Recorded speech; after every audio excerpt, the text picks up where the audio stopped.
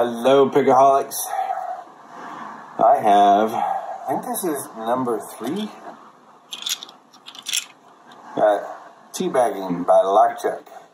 Must turn 180 degrees to open, and I don't suggest, I think he really needs to change that to like close, because at 180 the pins are going to fall into the keyway. This is a fun lock. I have to show some things about this. Warning, use shims when getting and reassemble back ends of pins towards springs. And the key. A lovely looking key, isn't it?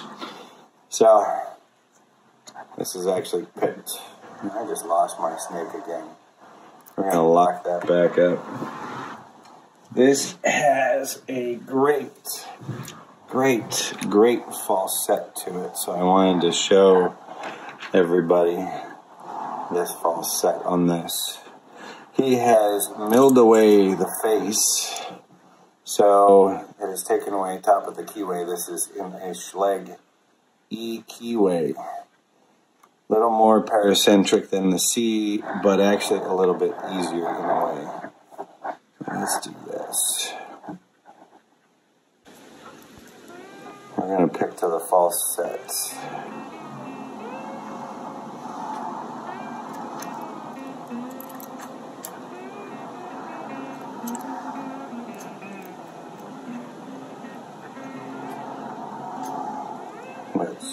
This lock has an amazing false set to it.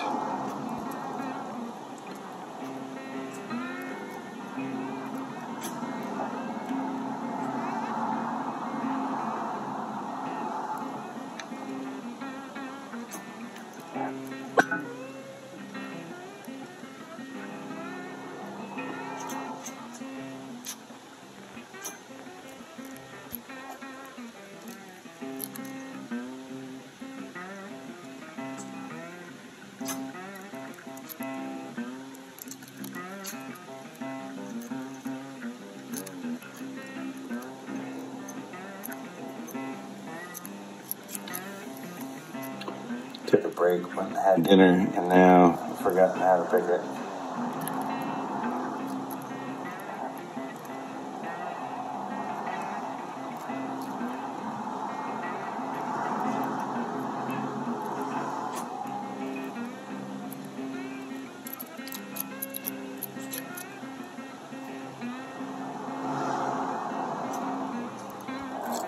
There we go. So, this is a deep false set. It stops there.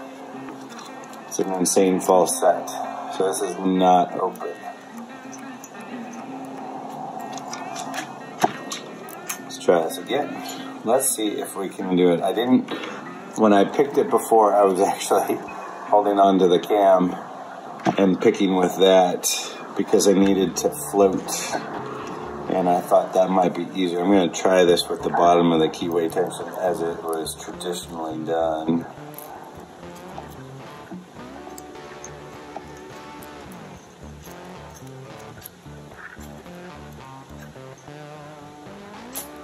Let's see if we can't do this with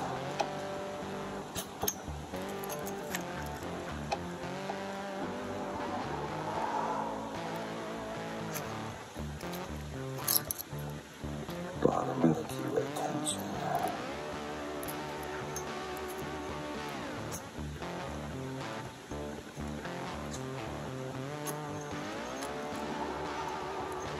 The tension I'm using is a Longhorn from Southern Industries or something. This came from TLP. And it just fits in here well enough to where I can just about float pick with it. And we're open. So now we're open. Well past that 90 false set. Fabulous lock. And LockChuck, I'm throwing my snake everywhere. This is what I was talking about. Cut this cam off and round it off. It'll allow it to work better in vices. And gives us this lock. You have to use bottom of the keyway tension in this. flat blade. And the instructions: use shims when gutting, when reassembling. Black end of pins towards springs. So we're going to find out what that means here.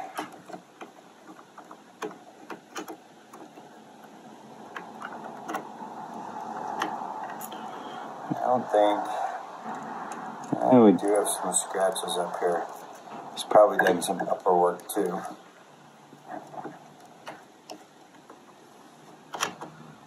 Let's see, we're out of frame.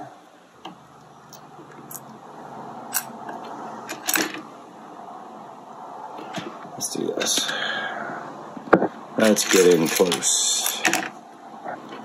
Now this is that Longhorn set. This is a blue, this is the extra thick.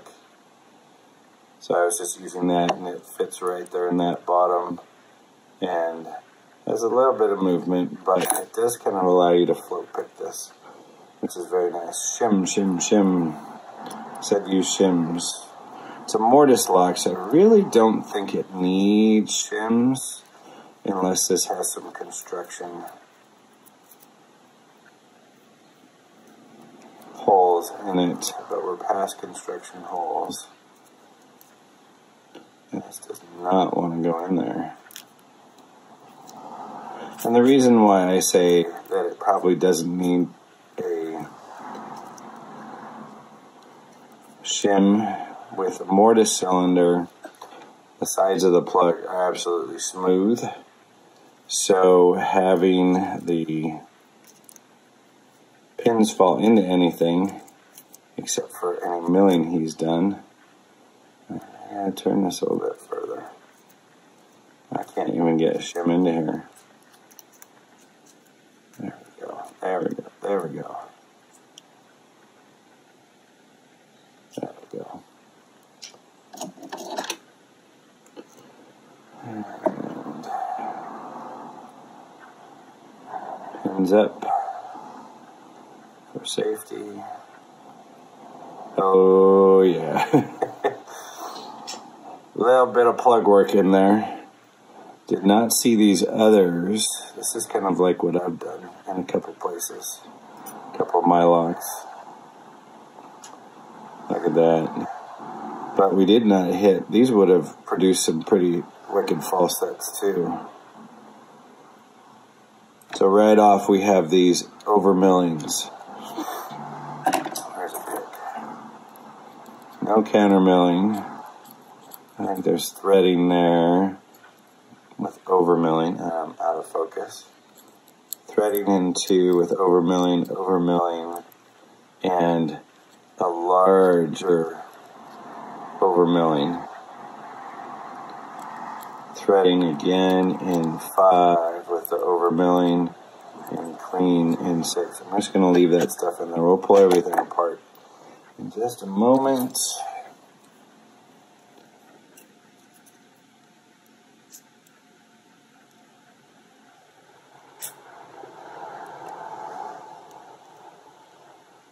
Get that out of there. That is a beautiful pen. Oh man. LockChuck, newest black belt, becoming a CL master very quickly.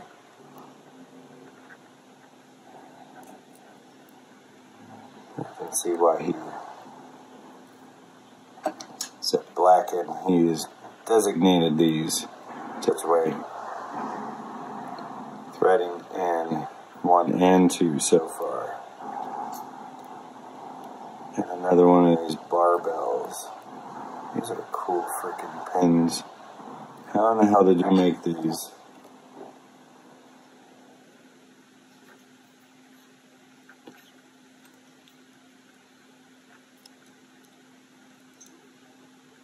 And a giant barbell. Oh my god. Look at that thing. That thing is huge. That has no business being in a lock. Oh, and he also... Oh, this would be fun to try and show. Get out of there. There we go. Springs are lightly compressed from how big it is. Barbell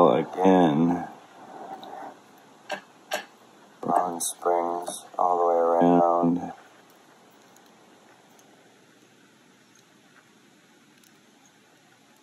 Another one of those.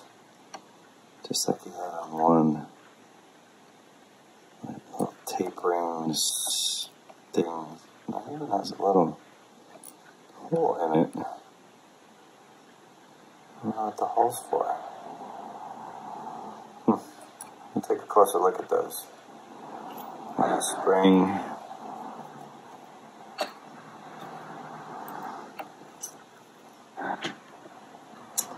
Flashlight. We're going to need it for this one.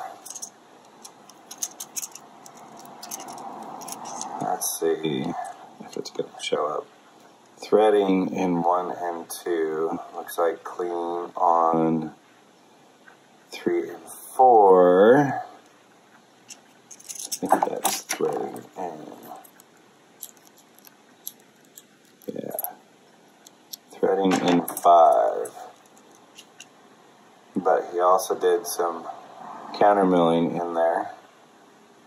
There's a good clear picture of the threading in 5 and the overmilling to get that to try and lay down as far as possible. Man, how in the hell did you do that? Yeah, this is number 3. Talk about progressing as you make challenge locks. Let's see. No countermilling, just that overmilling for the lay down. Very impressive, Mr. Chuck. Very impressive. So, what he's done to try and do is, with the round, allows it to completely turn and pivot in that chamber, articulates, and lay down. I mean, it's trying to get a 90-degree false set. That's as close as you're going to get. As close as you're going to get. The only way to have done it more was to take more of that lay down and use an even smaller pin and actually get that to lay down. And you can see with the pins he's got, if we're at here with a mortise, you're not going to need a shim, no matter what you do. Yeah. This one looks like it should lay down, but it won't do that because this has to stay in the chamber. So it really won't get more than a bit. Those are awesome pins, though. Really needed. Look at that. Overmilling. I don't know what little holes in the tips of the pins are for, but this little T-pin spool taper, number 2, number 3 I should say. Look at that. So this is going to be a long video just for admiring pins and the work done on this. This really should have thrown out some larger false sets than it did. It had some nice false sets from these first 5 pins. It's that 6th pin that creates that super huge false set. Look at this pin. Beautiful. Tapering to a little spool section to a T-pin and a hole. And just pops up there, boom, boom, and gets up there. Kept having to go back to this. The little T-pin section is very effective. Let's see if he's done anything on the pins. Yes, which we should hope so, because he's done some threading in the uppers and the lowers. But a lot of these pins really won't work with threading on the uppers.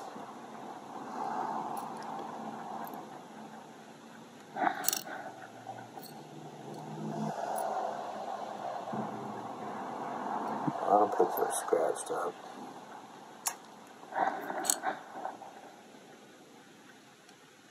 Let's see. No. Standard in 6.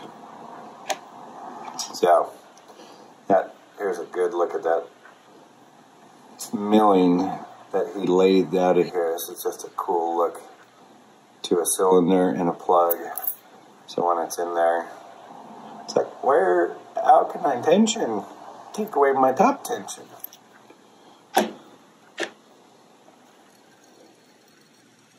And pins one more time. So we have some serrated oversets on 2, standard, serrated on 5. Some deep scratches in these pins already. Be interesting to see how this progresses. Black points up. These barbells are just gorgeous. They have got to be from something. I mean, they just look so perfectly made. I mean, this doesn't look like a turned pin. Let's see if we can get that into focus. Doesn't look like a turn pin. They're perfectly round. I've attempted to do this and mine looked like a incompetent little something or other. But if he's making these from scratch, we're all in trouble. It's going to get really, really good really, really fast. So, I'm going to leave the key covered. We kind of saw what it was looking in there, and you can see a couple medium pins in 1 and 2, some highs in 3 and 4, slightly deeper, maybe a 6 cut, and then a 2 or a 3 cut back in the end. So, LockChuck's number 3, getting awesome. Can't wait. He's got a couple more that I really, really want to see. This teabagging. LockChuck, awesome lock. Thank you. And 17 minutes. Sorry about that, guys. Just an impressive lock. Have a good evening. We'll see you on the next one.